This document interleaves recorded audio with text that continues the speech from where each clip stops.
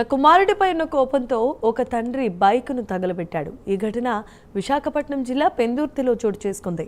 తండ్రి చేసిన పని తెలుసుకొని ఈ ఘటనను ఏపీలో వైరల్ చేస్తున్నారు కూడా.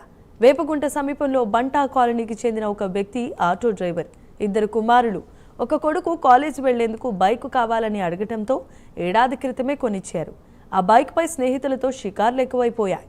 కొత్తలో బైక్ ప్రమాదంతో గాయాలు కావడంతో చికిత్సకు 1,00,000 వరకు ఖర్చయింది. అయినా కుమారుడి తీరులో ఎటువంటి మార్పు కనిపించలేదు. దాంతో ట్రాఫిక్ ఉల్లంఘించారని ఇంటికి చలాన్లు వస్తూ ఉండటంతో తండ్రికి ఇంకా కోపం పెరిగిపోయింది.